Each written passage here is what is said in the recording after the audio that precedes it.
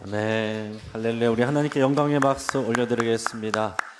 온 마음 다해 우리 하나님만 사랑하고 온 마음 다해 하나님만 섬기겠습니다. 이것이 저와 여러분의 우리의 고백이 되기를 바랍니다. 오랜만에 우리가 예배당에서 함께 얼굴을 보면서 예배할 수 있어서 너무 또 기쁘고 감사하고 반갑습니다. 그렇죠? 네. 여러분들의 얼굴이 너무나도 해와 같이 빛나는 것 같습니다. 물론 아직 제약이 많이 있지만은 그래도 이렇게 모여서 예배할 수 있는 거 참 하나님의 은혜이고, 또 이 코로나 어려운 때이지만은 이 본당 리모델링 공사를 잘 마치고 깨끗한 예배당에서 우리 함께 예배할 수 있게 하신 것도 다 하나님의 은혜입니다. 어제는 우리 많은 성도님들 오셔서 같이 청소했는데 너무나도 감사를 드리고요. 또 우리 마음과 우리 영혼이 더 깨끗하게 되고 수리되어지기를 간절히 바랍니다. 우리 회복 캠페인의 마지막이 사명을 회복하겠습니다 입니다. 그리고 오늘 제목이 진짜 사명을 회복하라 입니다. 여러분, 우리가 진짜 사명 또 가짜 사명을 논하기 전에 먼저 제가 질문 드릴 것은, 여러분들은 여러분들의 사명에 대해서 확신하고 있습니까? 그러면 그 확신은 늘 가지고 여러분들의 그 사명의 대상이 누군지를 정확히 말할 수 있습니까? 그 사명이 구체적인 비전으로 진행되고 있습니까? 우리가 사명에 대해서 얘기를 하면 어떤 분들은 그런 얘기합니다. 우리 지금 밥 먹고 살기도 힘든 이 시각에 우리 한가하게 무슨 인생의 사명, 목적 그런 거 얘기할 그런 여유가 어디 있습니까? 이렇게 얘기하시는 분이 있을 수도 있습니다. 그리고 어떤 분들은 사명이라고 하면 우리가 직장에 다닐 때 일하는 어떤 직무, 그리고 교회에서 우리가 직분을 맡아서 하는 일들, 이렇게 생각하는 분들도 있어요.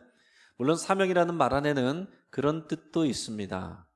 그러나 오늘 우리가 나누고자 하는 사명에 대한 얘기는 그 정도가 아닙니다. 우리가 말하는 사명은 영어로는 미션이고, 그 미션의 뜻은 보냄을 받는다라는 의미가 담겨 있는 것입니다. 자, 누구에게 보냄을 받았겠어요? 하나님께서 우리를 보내신 것입니다. 하나님께서 우리를 보내셔서 이루고자 하는 목적, 그것이 우리의 사명이에요.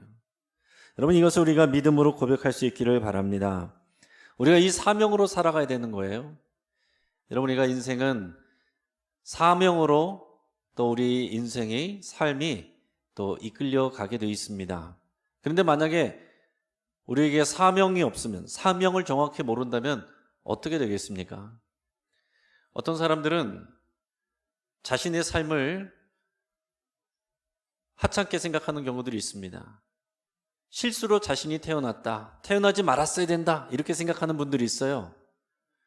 예를 들어서 너 안 낳으려고 그랬는데 어쩔 수 없이 생겨서 할 수 없이 낳았다, 이런 얘기를 들었거나, 또 태중에 있는데 엄마가 나를 지우려고 했는데 그게 실패해서 너가 나왔다, 그런 경우도 있고, 심지어는 성폭행을 당해서 사고로 태어나는 경우도 있습니다.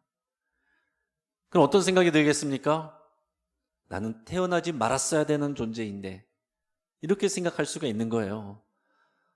더 나아가서는 태어나서 보니까 자꾸 질병이 옵니다. 계속 아파요. 또 어떤 사람은 재주가 별로 없어요. 사람들의 관심과 인정과 박수를, 환영을 받지 못합니다.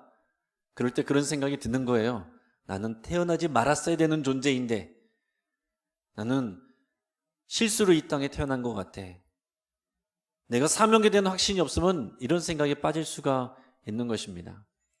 그리고 사명이 없으면 미래에 대한 비전과 목표와 소망이 없어요. 요즘에 젊은이들의 말 중에 욜로족, 욜로 라이프, 이런 말들을 쓰게 되는데, 욜로란 말은 예전에도 한번 말씀드린 것처럼 영어로 You only live once, 우리는 한 번 산다, 딱 한 번 산다, 그런 표현이에요.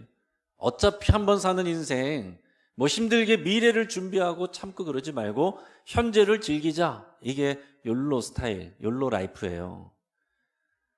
물론 이제 현재적 삶의 가치를 중요시 여긴다, 그건 좋을 수 있겠죠. 그런데 미래에 대한 관심이 없다, 이것은 잘못된 것입니다.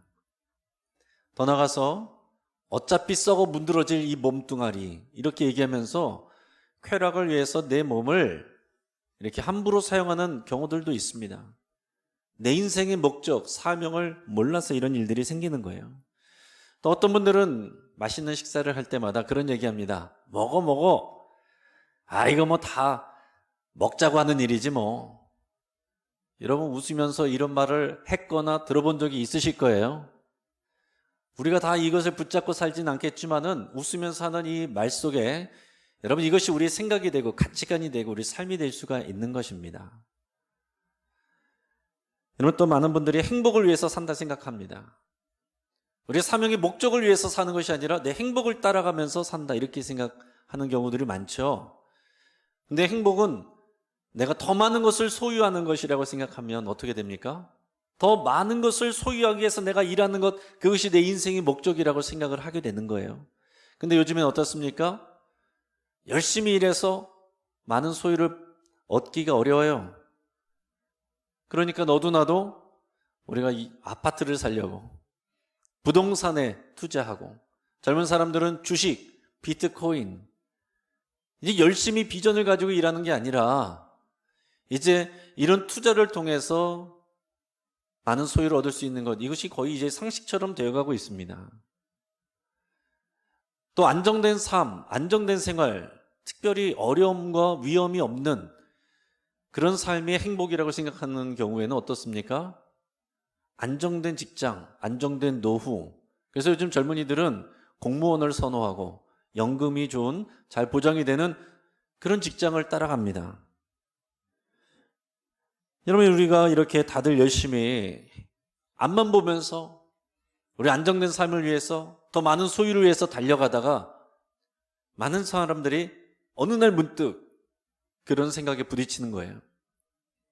힘들고 지칠 때, 내 뜻대로 안 될 때 내가 지금 뭐 하고 있는 거지? 내가 지금 뭘 위해서 내가 이렇게 열심히 살고 있는 건가? 내가 가는 길이 바른 길인가? 이런 생각을 할 때가 있습니다. 여러분 이런 생각을 하는 것은 아주 좋은 일이에요. 근데 미리미리 해야 되는 것입니다. 내가 살아가는 것, 이게 의미가 있는 것인가? 어디로 가는 것인가? 그래서 예전에 어른들은 최희준 씨의 하숙생 노래 많이 불렀잖아요. 인생은 나그네 길, 어디서 왔다가 어디로 가는가? 구름이 흘러가듯 떠돌다 가는 길에 정일랑 두지 말자. 여기서 노래하는 게 뭡니까? 인생은 나그네 길인데 구름이 흘러가는 것처럼 정처 없이 목적 없이 떠돌다가 그냥 사라져 버린다는 거예요. 그러니까 집착하지 말고 정주지 말라, 그런 얘기죠. 여러분 성경에서도 우리를 나그네라고 표현하고 있습니다. 그런데 완전히 달라요. 우리에게 말하는 나그네 인생은 어디로 가는 분명한 목적이 있는, 이 땅에 정착하는 것이 아니라 우리의 목적을 향하여서 가는 나그네를 그렇게 표현하는 것입니다. 히브리서 11장 13절 말씀을 같이 한번 읽어보겠습니다. 시작. 이 사람들은 다 믿음을 따라 죽었으며 약속을 받지 못하였으되 그것들을 멀리서 보고 환영하며 또 땅에서는 외국인과 나그네임을 증언하였으며. 성경에서도 우리를 나그네라고 표현합니다.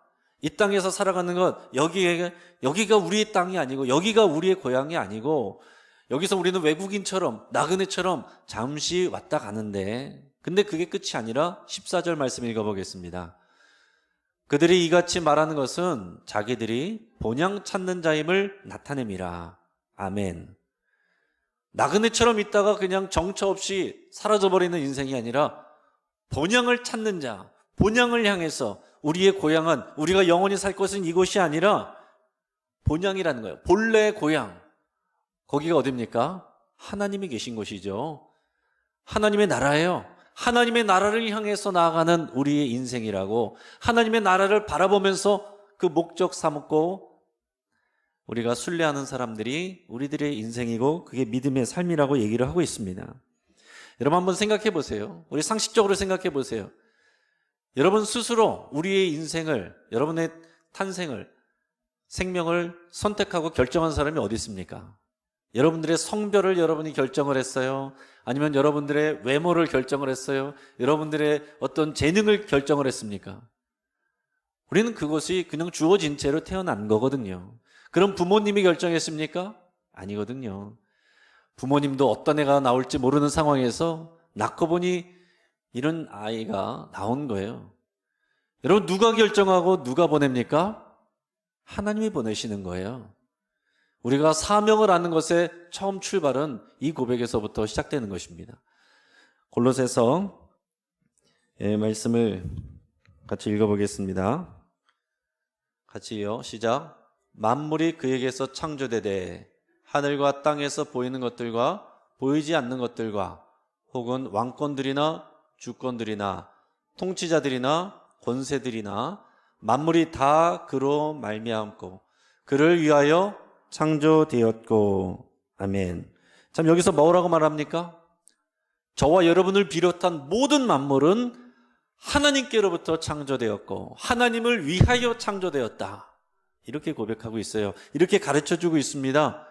우리는 이것을 믿는 거예요. 우리는 하나님에게서 왔어요. 하나님이 창조하셨어요. 하나님이 우리를 이 땅에 보내셨습니다. 뭘 위해서요? 하나님을 위하여, 하나님의 영광을 위하여, 하나님의 나라를 위하여 창조되었고 이 땅에 보내졌다라는 것입니다. 여러분, 이것이 우리의 인생의 사명의 목적에 대한 믿음의 고백이어야 됩니다. 자, 그런데 사명이 뭔지 모르고 사명감 없이 살아가는 것도 문제지만 잘못된 사명, 가짜 사명, 왜곡된 사명을 붙잡고 그것을 열심히 살아가는 그 인생은 더 위험한 인생이 됩니다. 우리 최근 해외 뉴스를 통해서 여러분 보듯이 아프가니스탄 카불 공항에서는 이 두 차례의 자살 폭탄 테러로 인해서 많은 사람이 죽고 다쳤습니다. 100명이 넘는 사람이 죽고 또 수백 명이 다쳤습니다. 이 일은 탈레반이 아니라 IS가 한 일이라고 그랬어요. ISK라고 그랬는데 그래서는 IS의 이제 지부라고 그럽니다. 이 IS 단체는, IS라는 말 자체가 뭡니까? 이슬라믹 스테이트예요. 이슬람 나라. 이 탈레반과 IS의 공통점이 뭐냐면 그들의 사명, 그들이 갖고 있는 목적이 뭐냐면 이 땅 가운데 이슬람 나라를 만드는 거예요. 이슬람 나라를 세우는 것입니다. 근데 이슬람의 율법인 샤리아법으로 통치되는 이슬람 나라를 세우는 것입니다. 다른 게 있다면 탈레반은 대부분 아프가니스탄 출신이어서 아프가니스탄 땅을 이슬람 나라로 만드는 게 목표예요. 그런데 IS는 그 정도가 아니라 온 세계를 더 극단적으로 이 샤리아법으로 통치하는 이슬람 나라를 세우는 것을 꿈꾸는 사람들입니다. 그러니까 이 IS가 볼 때는 탈레반도 그 온건파로 보이고 마땅치 않은 거예요. 같이 지금 공격하는 것입니다. 그러면서 그들은 이슬람 국가 건설하는데 협조하지 않는 사람들은 다 죽여야 될 대상으로 생각합니다. 그 중에 대표적인 것이 그리스도인들이에요. 이슬람 율법의 종말론에 보면 그런 내용이 나온다고 합니다. 그 마지막 때가 되면은 로마 군대가 일어나서 와서 전쟁을 치르게 된다. 근데 그 로마 군대는 누구냐? 그리스도인들이라는 거예요. 여러분, 이것이 굉장히 놀라운 얘기입니다. 어떻게 젊은 사람들이 몸에 폭탄을 두르고 그것을 자신 있게 그걸 터뜨릴 수 있냐는 거죠. 저번에도 설명드렸지만은 이슬람은 그들의 가르침은 하루에 5번씩 꼭 기도해야 되고 그리고 그 율법을 다 순종해야 되는데 그러고 나서 구원 받느냐? 아무도 모른다. 오직 알라만이 안다. 이렇게 얘기합니다. 자, 그런데 확실하게 알 수 있고 확실하게 갈 수 있는 방법은 그들의 지하드, 그 성전, 거룩한 전쟁, 순교하면 된다. 자살폭탄 때려서 순교하면 그 즉시로 낙원에 간다. 이렇게 가르치고 정말로 믿는 거예요. 자기 몸에 폭발물을 터뜨려 버리는 것입니다. 자기는 낙원 가고 그리고 이슬람 나라를 세우는 이 귀한 사명에, 귀한 일에 자기가 쓰임 받았다. 영광스럽게 생각하고 그 일을 하는 것입니다. 가짜죠. 왜곡된 진리입니다. 근데 정말로 놀라워요. 그것을 정말로 믿고 그게 왜곡된 거고 잘못된 것인데 가짜 사명인데 정말로 거기에 목숨을 던지는 것입니다. 여러분, 우리가 사명, 나는 잘 모르겠는데요, 이러고 있는 사이에 가짜 사명을 붙잡고서 생명을 이렇게 던지는 사람들이 있어요. 근데 이게 우연이 아닙니다. 여러분, 그냥 다른 종교로만 볼 일이 아니고 영적으로 보면 이것은 하나님이 꿈꾸신 하나님의 나라를 완벽하게 왜곡하는 거거든요. 성경이 보여주는 하나님의 비전, 그것은 하나님의 말씀의 법으로 다스려지고 통치되는 하나님 나라를 세우는 거예요. 그 내용과 대상이 틀리고 그 이루는 방식과 형식은 똑같은 것입니다. 여러분, 우리의 성경이 우리에게 가르쳐 주시는 이 하나님의 우리에게 보여주신 사명은, 하나님의 꿈은, 하나님의 비전은 하나님 나라를 세우는 거예요. 하나님의 나라를 세운다는 것은 우리가 백성이 되고 하나님의 왕이 되어서 하나님이 다스리고 통치하시는 하나님의 법에 순종하는 사람들, 그 백성들을 통해서 하나님의 나라가 세워지는 것입니다.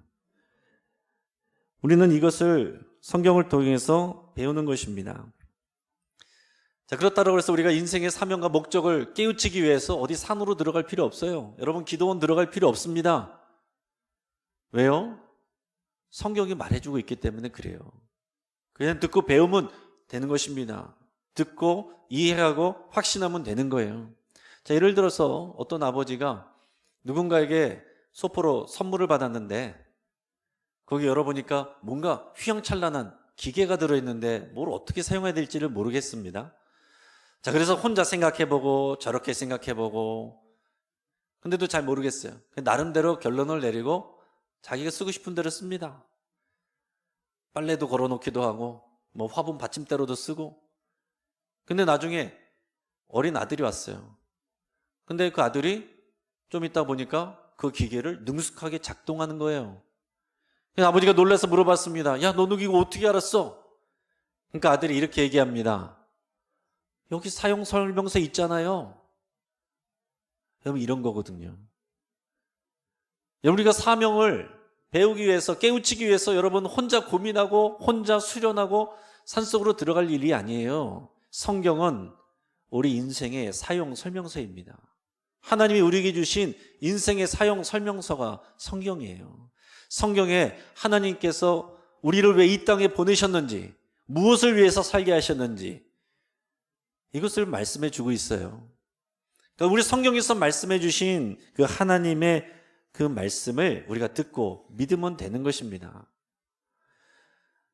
오늘 우리가 읽은 본문 말씀은 이 하나님의 사명, 하나님 나라를 이루는 데 있어서 그것을 구체적으로 어떻게 하는 것인지를 말씀해 주신 내용입니다. 오늘 본문 말씀 28장, 마태복음 28장 19절 20절 같이 읽겠습니다.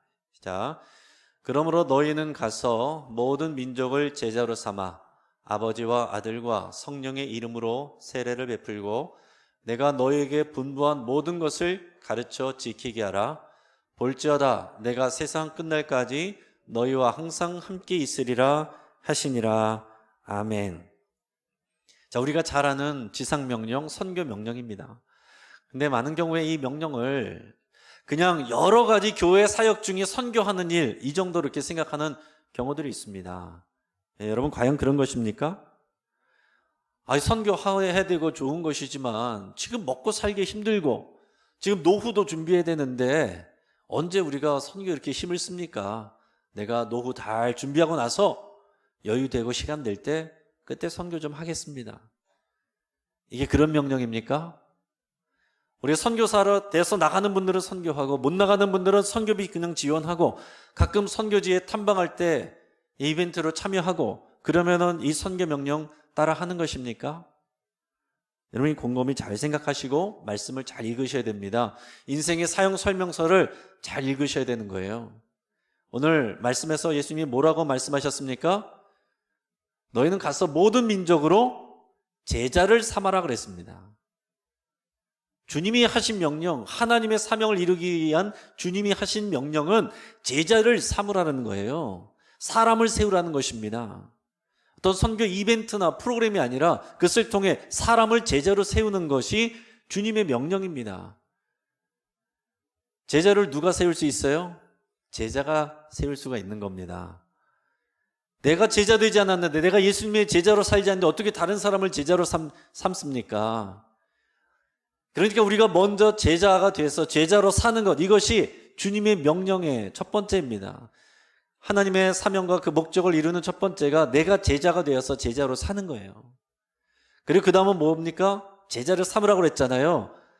반드시 나의 행복과 나의 유익만 위해서 사는 것이 아니고 다른 사람, 우리의 사명은 다른 사람을 제자로 삼는데 초점이 맞춰 있습니다. 제자를 삼는 것입니다. 다른 사람들이 제자를 삼는다. 오늘 보니까 그들에게 세례를 베풀고, 세례를 베푼다는 것은 무슨 얘기예요? 정말 그 사람이 자기의 믿음으로 하나님 앞에 믿음을 고백하는 것입니다.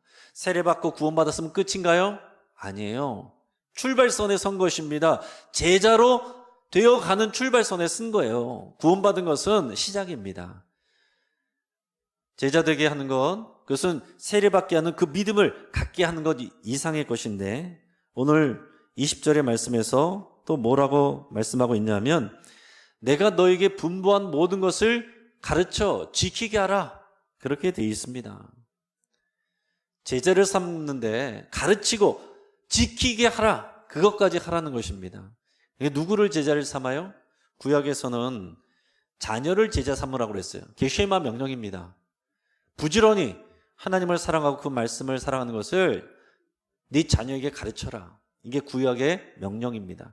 그런데 예수님의 지상 명령에 와서는 그 범위가 확대된 거예요. 모든 민족을 제자로 삼아라. 내 가족들, 내 이웃들, 그리고 내가 알지 못하는 다른 나라 모든 민족의 사람들까지 제자를 삼으라. 이게 주님의 명령입니다. 우리가 주님 앞에 가잖아요. 주님께서 너 얼마나 편안하게 살다 왔느냐, 얼마나 많은 소유를 벌었느냐, 절대 안 물어봅니다.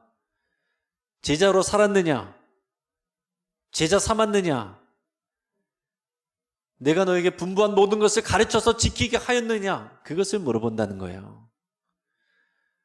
가르쳐서 지키게 하는 거, 어떤 것입니까? 여러분, 이 사명은 같이 사는 것입니다. 같이 살아야 가르쳐서 지키게 할 수 있는 겁니다.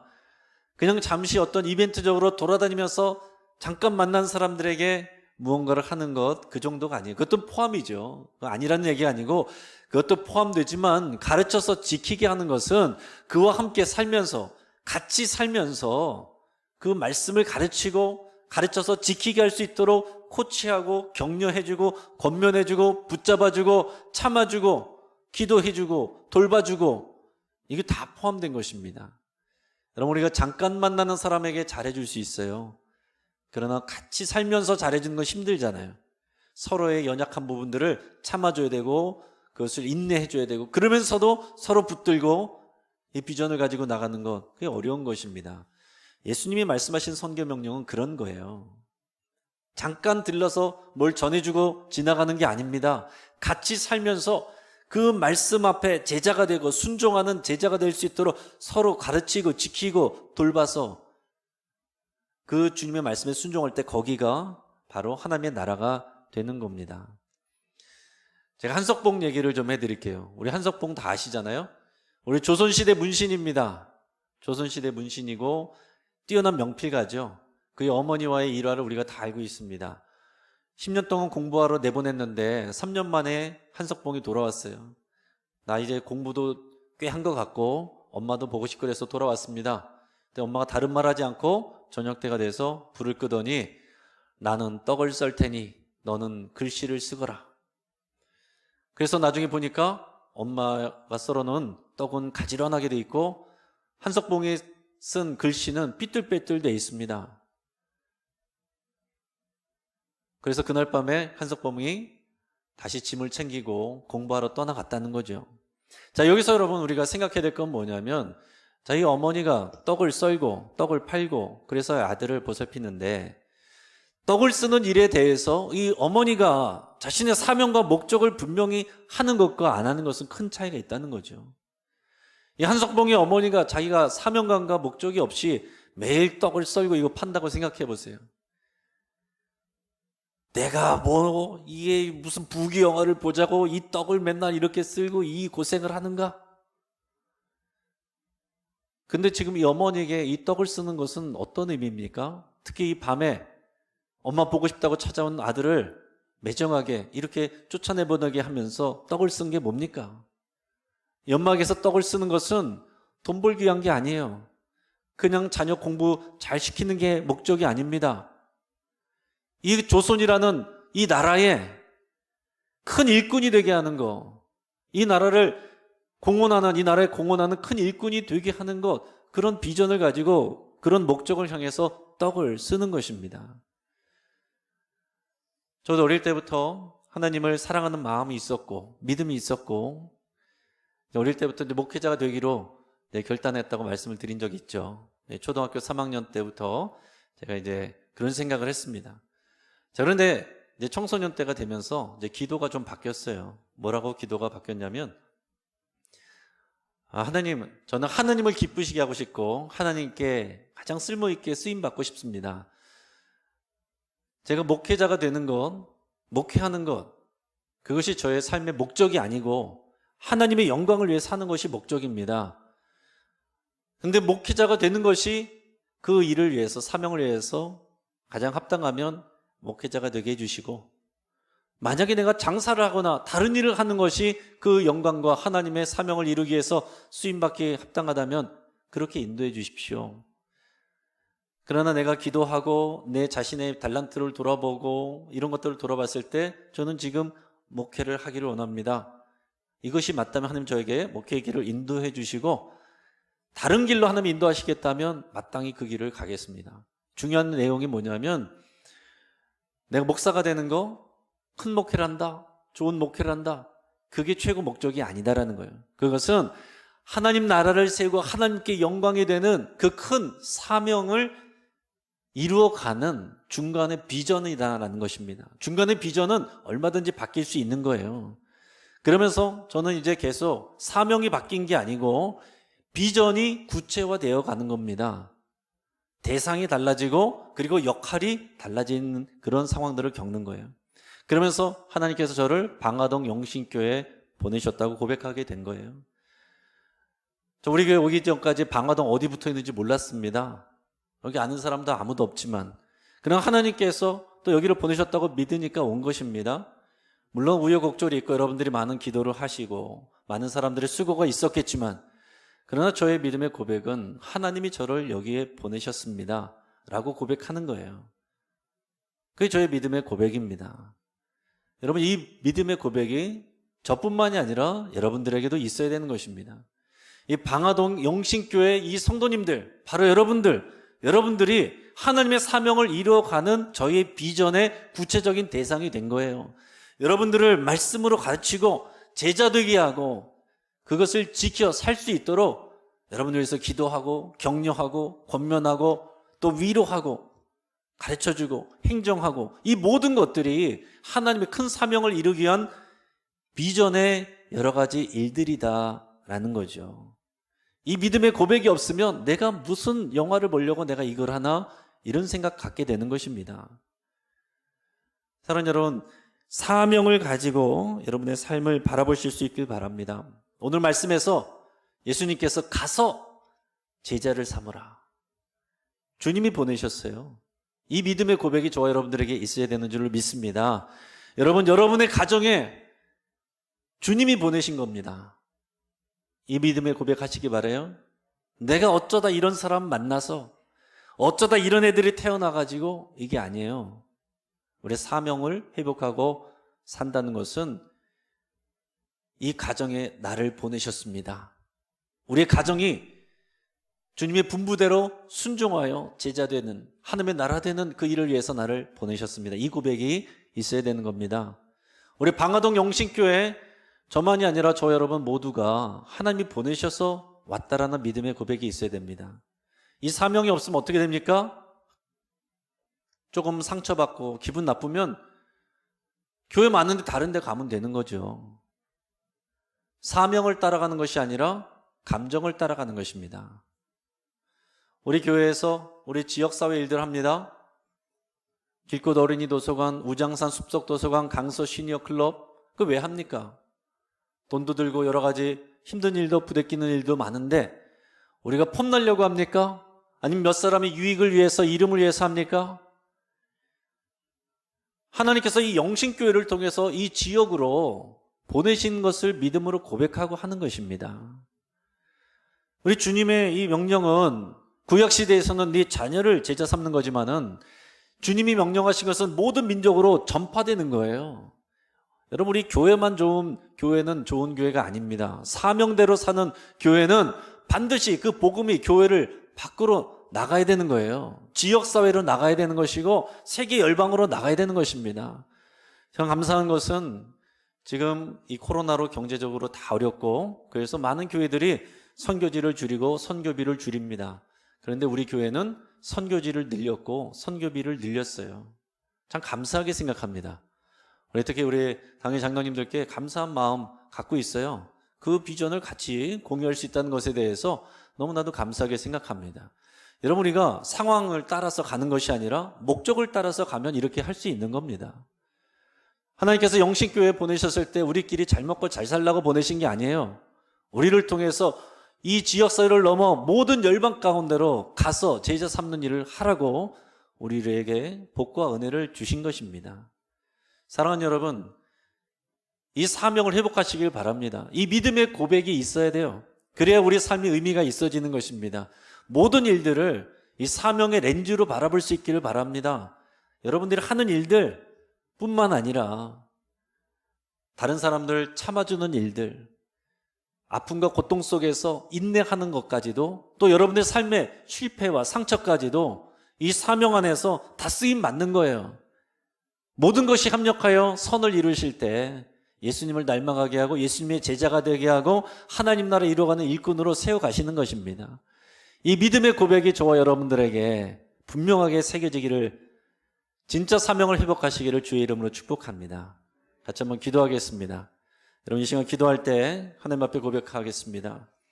내가 우연히 잘못해서 태어난 것이 아니고 하나님이 나를 이 땅에 보내셨습니다.